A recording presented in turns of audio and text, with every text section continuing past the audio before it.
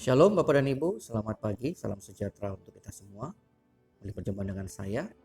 Dan seperti biasa sebelum kita mendengar firman Tuhan, mari kita pimpinan Roh Kudus di dalam doa. Mari kita berdoa.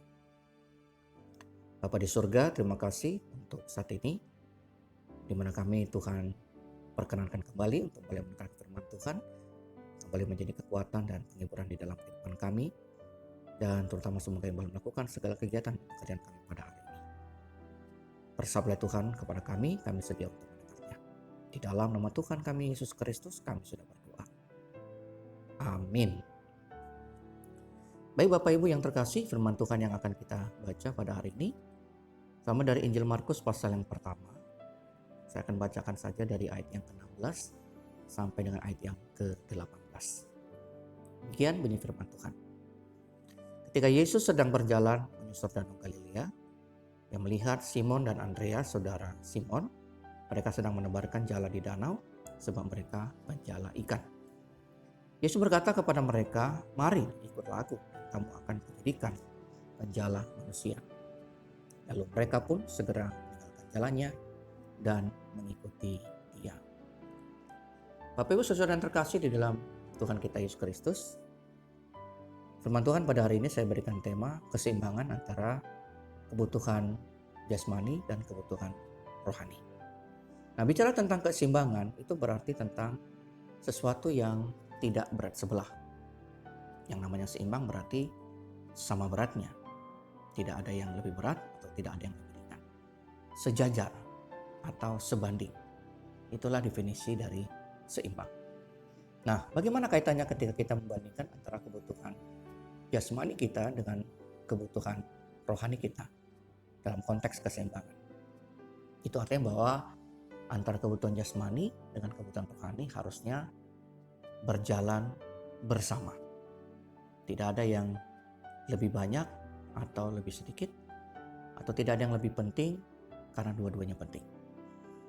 Nah, persoalannya adalah apakah hal itu sering kita lihat terjadi dalam kehidupan manusia, terutama pada masa kini. Kalau secara jujur, kita boleh memeriksa diri kita masing-masing, dan ketika kita boleh melihat juga orang lain, maka umumnya kita akan mengakui bahwa saat ini lebih banyak orang yang akan mengejar, mencari, memberikan waktu, memberikan perhatian untuk kebutuhan-kebutuhan duniawi. Misalnya untuk kebutuhan sehari-hari, makanan, pakaian, dan seterusnya. Atau untuk pekerjaannya, untuk usahanya, untuk mengejar karirnya, untuk studinya, atau untuk yang lain yang dia butuhkan, yang dia butuhkan dalam kebutuhan hidupnya sehari-hari. Umumnya kita melihat hampir sebagian besar waktu dan perhatian dari seseorang itu hanya untuk mencari kebutuhan duniawi. Lalu bagaimana dengan kebutuhan rohaninya? Seringkali memang kita melihat hanya sedikit waktu ataupun perhatian yang diberikan untuk mencari kebutuhan rohani. Kita tidak tahu apa yang menjadi alasan. Walaupun semua orang pasti punya alasan yang berbeda-beda. Tapi umumnya jawabannya adalah karena kebutuhan rohani bisa dikatakan itu kebutuhan yang masih jauh sekali. Ya kan? Ya, beribadah cukuplah sekali seminggu, kira-kira begitu. Ya, berdoanya cukup 5 menit. Ya, membaca Alkitab atau firman Tuhan cukup setengah jam misalnya. Atau untuk mencari persekutuan atau ibadah dan seterusnya. Seringkali bahkan orang mengabaikan hal itu dan menganggap hal itu tidak penting. Nah, bagaimana kita melihat hal ini, Bapak dan Ibu terkasih? Benarkah demikian? Sadarkah kita bahwa kita lebih banyak memikirkan dan memberikan perhatian kepada kebutuhan duniawi, lalu sedikit saja memberikan perhatian dan waktu untuk kebutuhan rohani? Padahal seharusnya mencari kebutuhan jasmani itu memang penting. Tetapi mencari kebutuhan rohani sebenarnya juga sangat penting. Kita harus sadar bahwa hidup ini tidak hanya di dunia. Hidup ini di dunia ini akan ada akhirnya.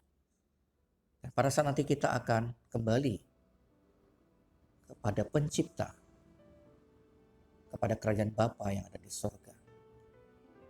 Tidak ada satupun yang kita cari, apapun yang mungkin saat ini kita raih, kita dapatkan, kita miliki di dunia ini, yang akan kita bawa.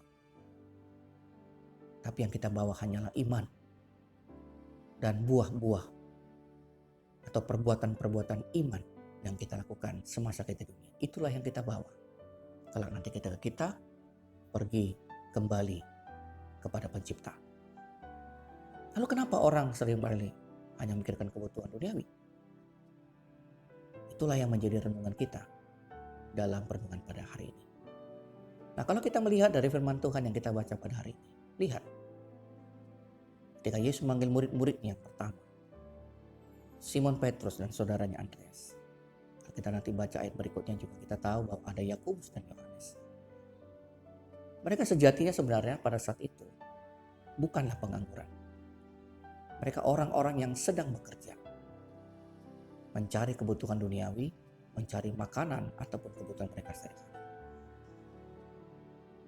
Tetapi kemudian ketika Yesus mengajak mereka untuk ikut, mari ikutlah aku. Apa reaksi mereka? Mereka tidak berpikir panjang. Mereka langsung meninggalkan pekerjaan duniawinya, lalu mengikut Tuhan. Dan mereka yakin bahwa Tuhan akan memenuhi segala kebutuhan. Ini sungguh pilihan yang luar biasa berani.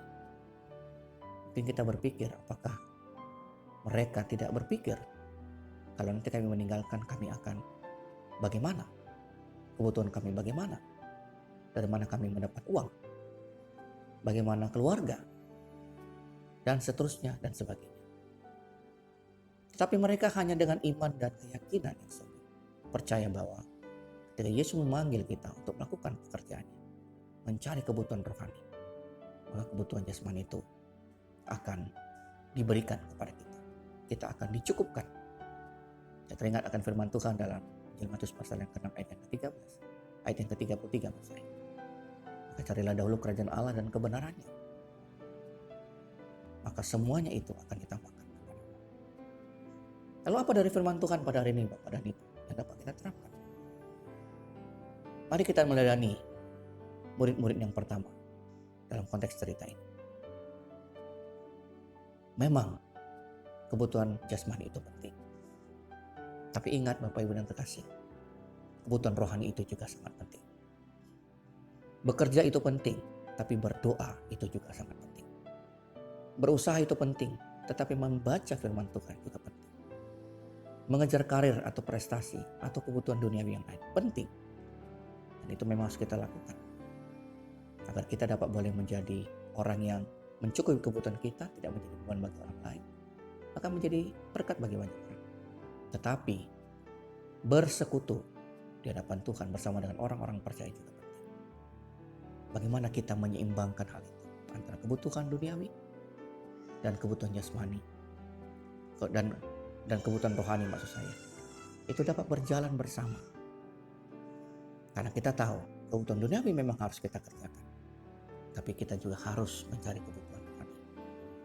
Karena kelak kita akan selesai dunia ini. Dan kita akan pergi menghadap Dia, Pencipta langit dan bumi dan segala isinya. Itu Tuhan kita, Yesus Kristus. Ya, firman Tuhan pada hari ini sungguh-sungguh dapat memberkati kita.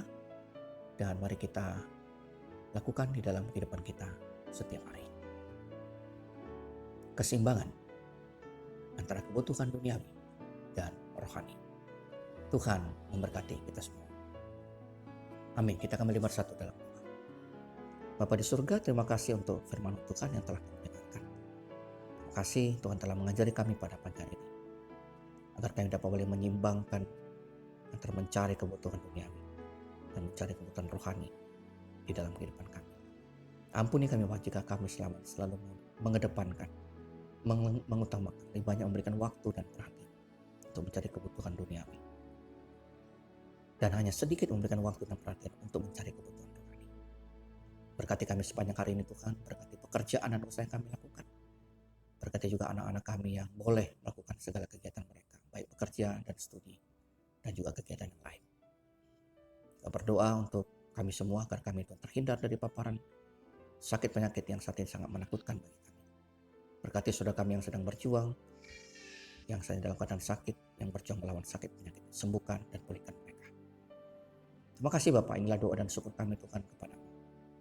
Hanya di dalam nama Tuhan kami Yesus Kristus, kami berdoa dan kami akan mengucapkan doa Bapa kami. Bapa kami yang di sorga, dikuduskanlah namamu, datanglah kerajaanmu, jadilah kehendakmu di bumi seperti di surga. Berikanlah kami pada hari ini makanan kami yang secukupnya. Dan ampunilah kami akan kesalahan kami, seperti kami juga mengampuni orang yang bersalah kepada kami. Dan janganlah membawa kami ke dalam pencobaan, tetapi lepaskanlah kami daripada yang jahat. Karena Engkau yang mempunyai kerajaan, dan kuasa, dan kemuliaan sampai selama-lamanya. Amin. Sekarang kita terima berkat dari Tuhan, kasih karunia dari Tuhan kita Yesus Kristus, dan kasihnya Allah Bapa di dalam persekutuan Roh Kudus, dan senantiasa akan menyertai dan juga memberkati saudara-saudara sekalian mulai pada hari ini, besok, dan sampai selama-lamanya. Amin. Shalom Bapak Ibu, selamat pagi, Tuhan memberkati.